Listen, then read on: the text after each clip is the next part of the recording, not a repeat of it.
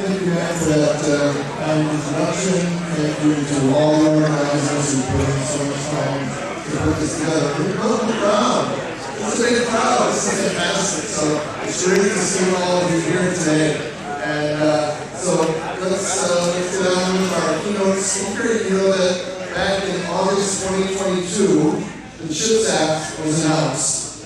And as part of that and other aspects of that, things like the DoD Microelectronics Commons has been set up as a national network to create commercialization pathways within the U.S. from lab to fab. Right? How do we get all this great innovation and technology into production? And so within that Microelectronics Commons, there are 8 hubs that have been stood up. One of those hubs is here in the Northeast, and it is the Northeast Microelectronics Coalition, commonly called NEMC.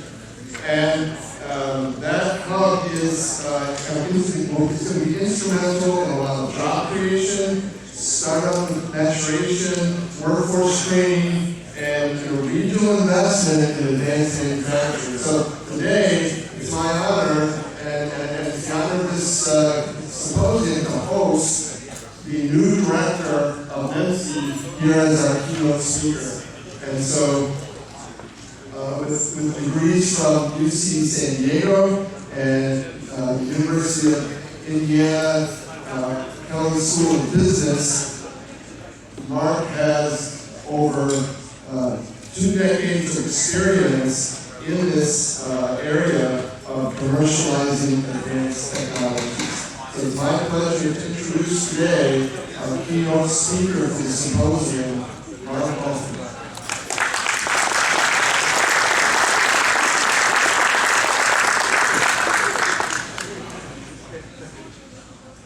Great, thanks, Dan. My pleasure to be here with everybody this afternoon. As Dan mentioned, my name is Mark Halfman. I'm the director of the Northeast Microelectronics Coalition. Really happy to be here today. One, to give a brief update on the Massachusetts Technology Collaborative and the NEMC Hub, but especially to dive into a bit of detail on the U.S. CHIPS Act. I think this session is very timely given there are a number of still to be awarded CHIPS Act opportunities that I think directly apply not only to NEMC members but also to the iMAPS members. So I hope this presentation is both informative and enjoyable for everybody here. But before I get into the heart of the presentation, in honor of the 50th anniversary of this event and the theme of back in the 70s again, I was even dressed as a theme, but I did bring with a packaging technology that was invented back in the 70s. From a form factor perspective, I have one of the chips here for reference. Just curious, show of hands, does anybody here either worked on this back in the day or is aware of the technology? All right, so it looks like 3 or 4 people in addition to myself, so I'm not sure what that says about us, but setting that aside.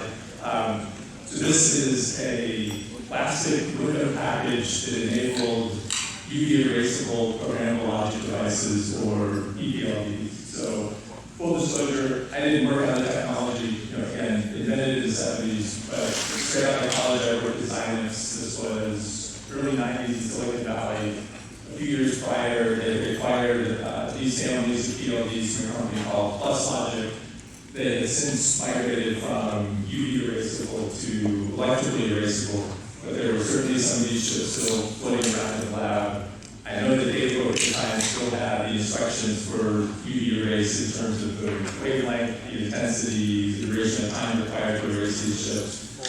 But really wanted to highlight it just, again, given the 50th anniversary of this event, as an example of the tremendous innovation that we've seen over the last 50 years in the packaging space, to go from 84-pin wire bonded plastic window packaging solutions to just looking at the event schedule for the day, from advanced packaging, topics in thermal management and interconnect technology, just saying amazing to see where the industry has gone in the last 50 years. And I thought this was just an interesting example to highlight that. And so with that, getting into the core of the presentation, so just a quick overview on the MassTech Collaborative and NEMC Hub. So MassTech has been around now for a little over 40 years. We're an economic development agency with a primary focus on strengthening the competitiveness of the technology and innovation economies within the state. You can see on this slide, now with the addition of the NEMC Hub, there are 6 divisions in the hub, ranging from the Innovation Institute, which is focused on early stage advanced technologies like quantum computing and advanced autonomous robotics, to the CAM, our Center for Advanced Manufacturing. You can see broadband initiatives, eHealth Institute, focused on cybersecurity, and now with the addition of the NEMC Hub, 6 divisions from a MassTech Collaborative portfolio perspective. The NEMC Hub was established in September of this past year, as Ian mentioned, funded through U.S. CHIPS and Science Act funding, really with a focus and a goal on how do we accelerate and amplify the technologies in our region, really focus on a lab-to-fab development.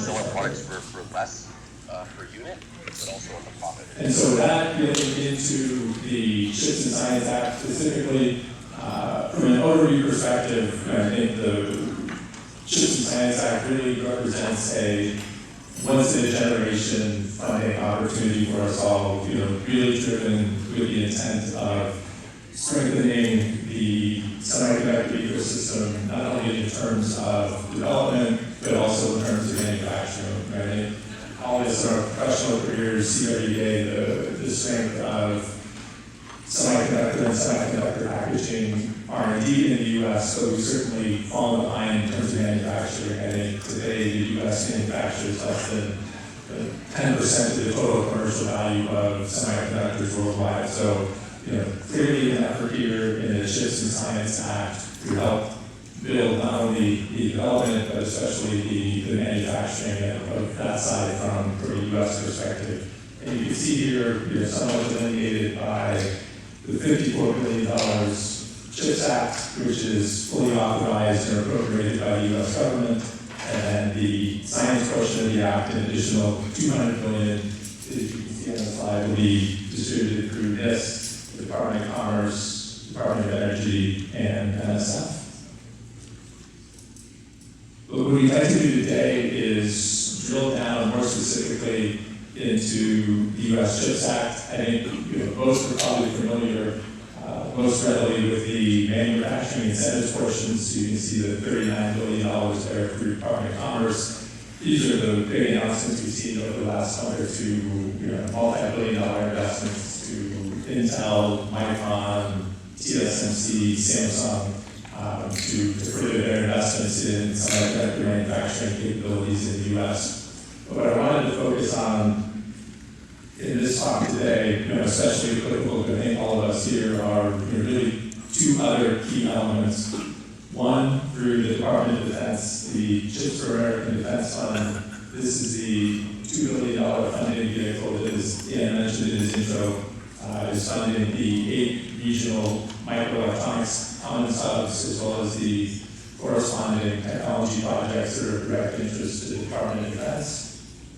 And then also want to spend some time on the National Advanced Packaging Manufacturing Program. As you can see, this is $3 billion allocated through the Department of Commerce, specifically for research and development initiatives within the advanced packaging space. And so first on the Department of Defense side, so the Microelectronics program has a key goal of really, how do we help enable, how do we help progress technologies from all of that early proof of concept phase to lab prototype to lab prototype to fab prototype, ultimately to let's call it an engineering sample stage, where it has hopefully then launching into commercial adoption. And so, you know, you can see on the slide, you know, any comment refers to it as the value of depth, but from a NEMC perspective, it's really about, you know, how do we help key technologies in our region mature from, you know, let's call it that early, you know, R&D promise to actual proof of commercialization. And so you'll see throughout the presentation some of the key initiatives that we are investing in to help enable those areas.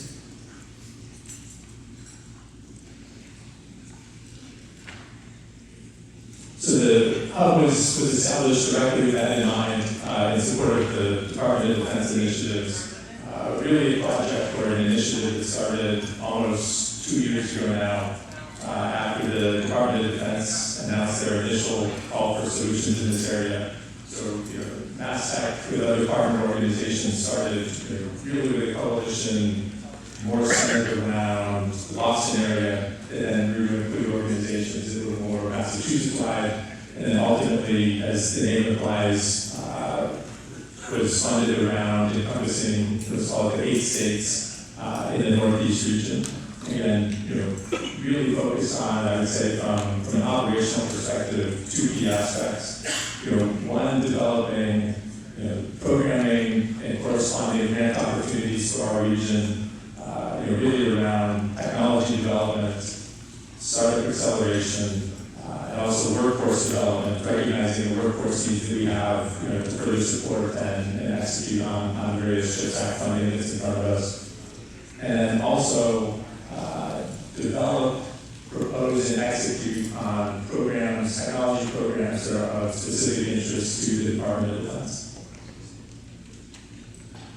So where are we today? So the hub from initial award September of last calendar year to today, we now are represented by over 170 organizations throughout the Northeast. These include commercial and defense entities, research labs, academic institutes, and a variety of startups as well. Participants across those 170 organizations, I think now we're north of 600 individual participants. From an operational perspective, so for our programming goals, you can see we were awarded $19.6 million for this first operating year. And then on the right-hand side, for reference, you see the 6 key technical areas of focus or technical areas of interest from the Department of Defense. So ranging from electromagnetic warfare and AI hardware to commercial lead-ahead technologies, secure edge, quantum computing, and 5G, 6G technologies. So as I mentioned earlier, we have a focus on regional technology development and acceleration, and we try to achieve that through our model here. You know, you can see at the core of the model are our core facilities, ranging from MIT Lincoln Labs, BAE Systems, Global Foundries. You can see the rest of the names across the top. But we really count on that to leverage and enable the key organizations that you see referenced around the core facilities, whether that be government entities, academia, and academic labs. In this case, traditional and non-traditional are DoD-centric terms, so traditional would be your defense industrial base or traditional defense suppliers, and then non-traditional would be the balance of your commercial entities that perhaps have dual-use technologies or are pure commercial entities that don't have a play in the DoD space, and obviously the startups as well as the callouts for the talented workforce that we have in the region.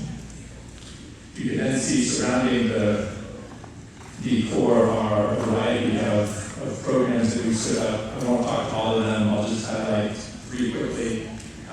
We do look to be the regional entry point for the Department of Defense industrial base, other entities as well, whether that's supporting the developments of key technologies that they want to see commercialized within the region, or for other entities that are looking to take advantage of technologies that we may have within the region that are applicable to solving a problem or helping overcome an obstacle that any of those organizations might have. Also, from a workforce development front, we've launched a number of initiatives, really in recognition of, there have been a number of studies lately showing or indicating that in order to support the 50+ billion in CHIPS Act funding, we're going to need something on the order of 70,000 new employees in the chips and related industries. Not only key PhDs in their technical areas of expertise, but ranging all the way down to, for example, I think some of the numbers show 20,000 lab technicians required to support all of the ecosystem development that's associated with the CHIPS Act. So fundamental from an NEMC perspective also is looking at how do we address those needs. And then lastly, you see the call out with respect to the cloud enablement service. So we'll be in the coming months launching a number of projects, a number of programs specific to, again, how do we further enable the startups in the region? How do we help them, either from a time to market or a cost of development perspective, help get them from R&D proof of concept devices into actual real form fit function applicable prototypes and then help them on their journey to commercialization. And so, lastly, with respect to the hub, just some of our current accomplishments and where we're headed next. So, I had mentioned pursuing technology programs of specific interest to the Department of Defense. So the DoD launched their first call late last calendar year. It was $280 million allocated to a variety of topics around the 6 key technical needs that I highlighted earlier. Each hub, so each of the 8 regional microelectronics hubs were limited to 15 projects that they could ultimately propose. Given the strength and breadth of our membership, we had 43 proposals into the hub. We ran a robust evaluation process with a number of organizations to winnow those down to the 15 that we ultimately submitted. And so we're now waiting for feedback from the U.S. government on the awards of those 15 proposals. Also, just highlighting at the bottom left of the slide, as we talk about workforce development and technology development, you can see a number of grants that we've already announced.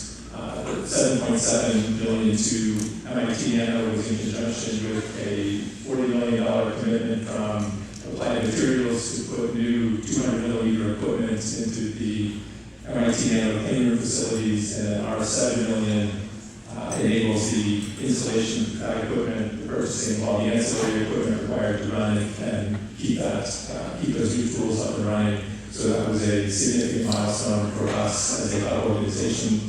And then from a workforce development standpoint, the other 4 call-outs there, totaling a little more than $1 billion, were all toward furthering existing or pre-existing workforce development or education and workforce development projects. I'll just highlight the first one there, the scaling of the STEM program at MITRE. So this is an ongoing MITRE e-capture the flag program, so it's focused primarily at the college level, although there are some high school teams that participated in this challenge as well. It's focused around cybersecurity for embedded hardware devices. 2 phases of the program with pretty cool teams. First, design and implement their embedded hardware solution, and then phase 2 is they attack the other participant solution, and it's the capture the flag. If you're able to penetrate their system, you capture their flag. They had their latest awards announcement a couple weeks ago. It was really cool to see all of the college teams, a few post-college teams, and a few high school teams that are involved in that.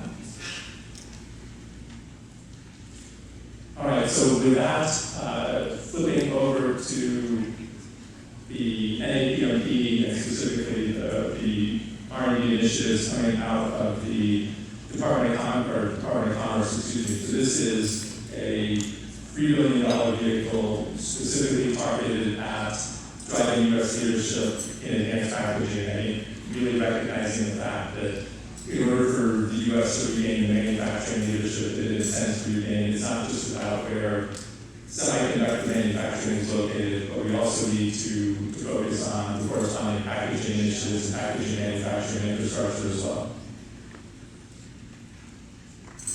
And so this slide is taken directly from an NAPMP vision presentation that was given, I think it was last November. But what I wanted to do was just highlight, you can see in green, the 4 key areas of research investment that I'll call device related, if you will.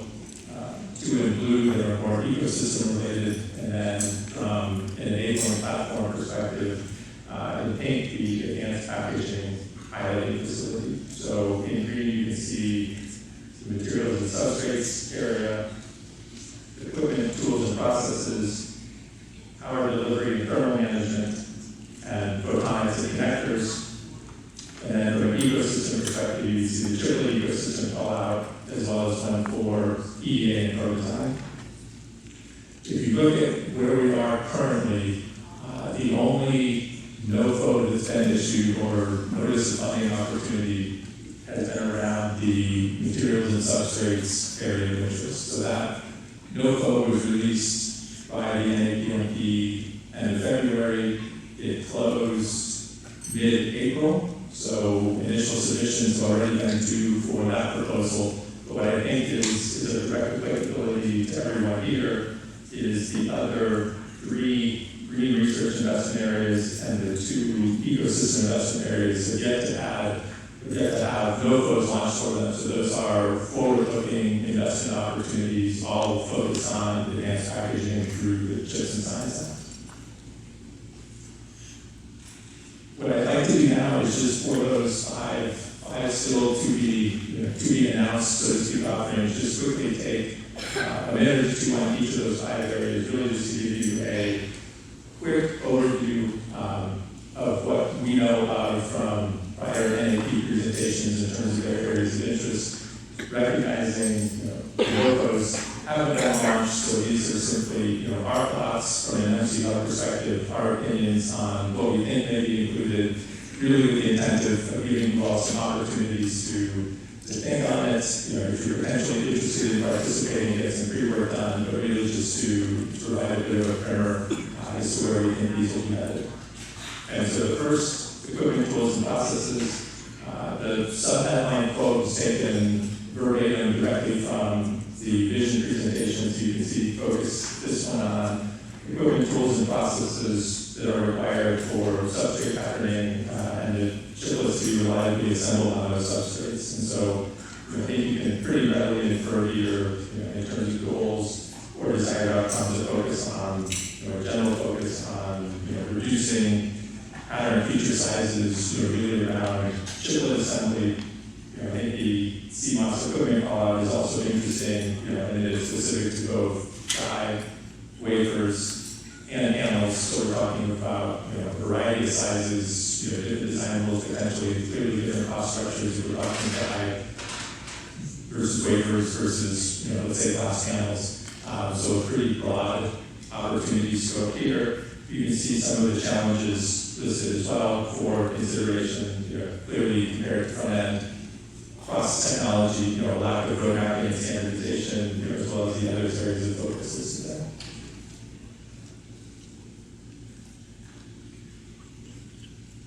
there. Next up, the power delivery and thermal management. Again, the quote taken verbatim from their presentation on top. You can see, clearly focus on thermal materials and novel circuit topologies. I think in terms of, goals and desired outcomes here, you can see that being really focused around, how do we solve the interplay between, power density and heat spreading, the need for wide bandgap material integration, and then I think the third bullet there, with an eye toward the co-design and EDA investment area, nod to the need for, advanced modeling and optimization techniques as well. From a challenges perspective, you can see, the call-outs there with respect to really heterogeneous integration, if we were to double click on that, I would expect that to be around, opportunities for programmable solutions, increased power efficiencies and tooling complexities. Okay, photonics and connectors. I would say note the reference here, or you see the core overall. And then in the goals and desired outcomes, note the reference with respect to packaging assemblies. I think it's especially interesting to note the reference to connections from centimeters to kilometers. So we're talking short reach applications all the way through long haul, long reach applications here. I think this is an interesting area where especially related to photonics, packaging is obviously critical. It doesn't matter what performance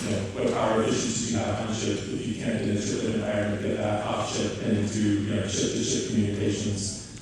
You really have to address the entire solution. So I think that's a lot of what we're seeing here in the photonics and connectors area. Okay, shifting over then to the two ecosystem-related topics, chiplet ecosystem. I think this is, in terms of keywords, this is less about the chiplets themselves and more about corresponding ecosystem. How does the industry develop, the standards, the interfaces, libraries, abilities to inventory a variety of chiplets to really accelerate and further, chiplet adoption at mass scale.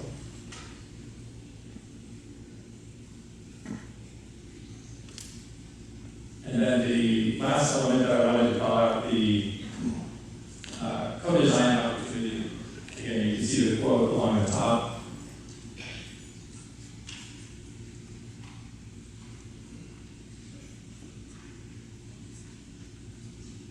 And then in the goals and desired outcomes section, you can see references to co-designs that address both chiplets and corresponding packaging.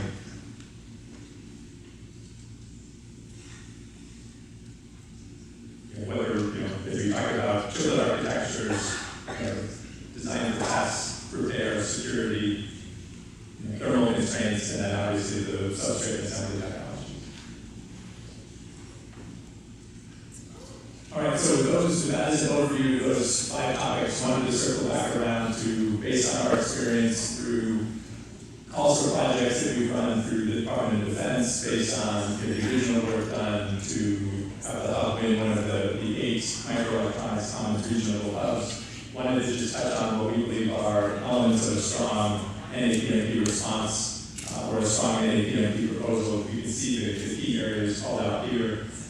I think it's important to note, although these are R&D investment vehicles, it is important to have a connection to an end market, to an end application need. It's important to be able to show from a partnership perspective, from a collaboration perspective, tying into a physical packaging facility.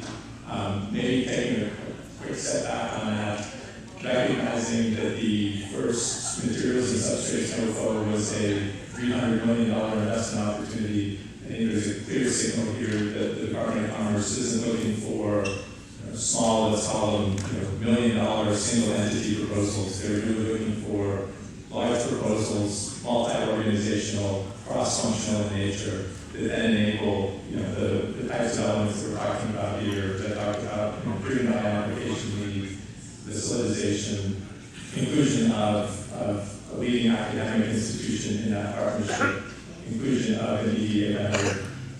Again, R&D centric in the funding, but being able to connect the dots to a pathway to commercialization, since that's obviously the ultimate goal for these investments from manufacturing within the US perspective. And then also some element of workforce development. So if this project were to make it through the commercialization, how do we continue to build out the ecosystem? How do we continue to build out the workforce to have the people that we're going to require to support these types of programs in maturation? And so from an MC Hub perspective, with respect to NAPMP proposals, where do we fit in? Where can we help?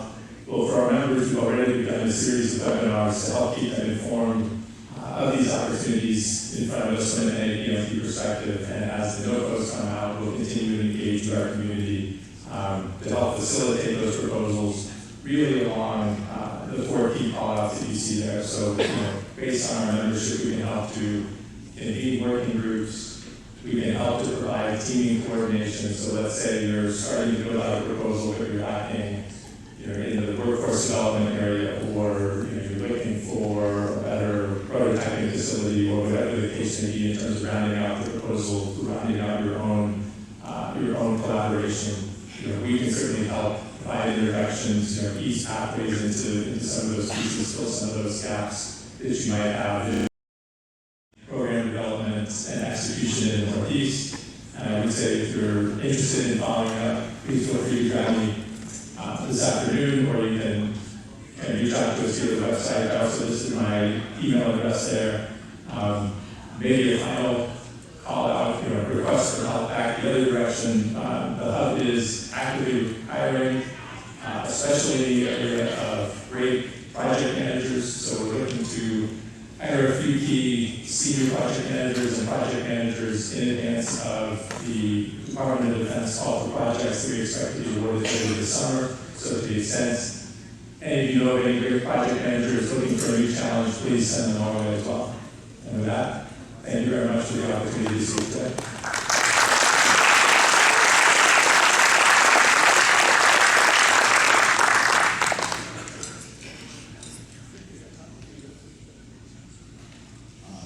Thanks, Mark. If anybody has any questions, we have a little bit of time, so feel free to stand up and speak as loud as you can. Come on, somebody's go. So, of the $52 billion, how much is sectioned off for the DoD to work with the people that assemble and package microelectronics for the mill and space community? Because a lot of this stuff is great, but it's pretty much way out there. What our need right now is like onshoring of, basically subcons that can assemble the stuff and build it, like with the chips we have now. Great question. Thank you. For those that didn't hear the question, it was largely around where are the opportunities through DoD funding around, especially the onshoring of assembly capabilities. Maybe first, before I answer, just highlighting, from a NEMC hub perspective, I don't speak on behalf of the government. I can't speak on behalf of the government. These are simply our opinions, our thoughts on it.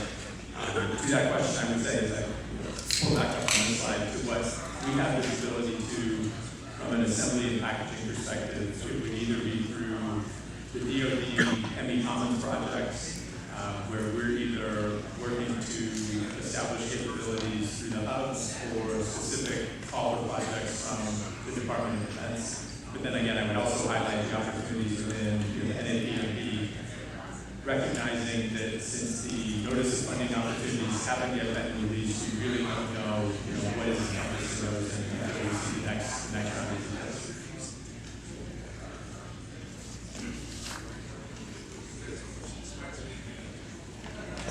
Go ahead, John. I hear and read about a lot of semiconductor projects going on, I guess what I call low labor cost regions like the Southwest. Can you point to any specific projects for the CHIPS Act that is coming to New England? So just in terms of publicly announced awards, I know their creating systems has been a beneficiary of award, targeting their production facilities here in New England. And off the top of my head, maybe to your point, I'm unaware of other sizable New England ones.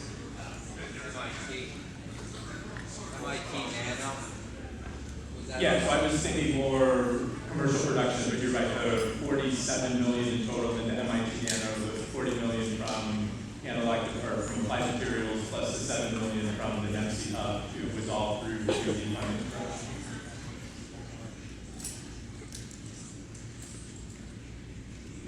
Any other questions? Do you see funding for the CHIPS Act continuing for multi-years? Yeah, so speaking specifically to the Department of Defense portion that is funding the 8 regional microelectronics commons hub.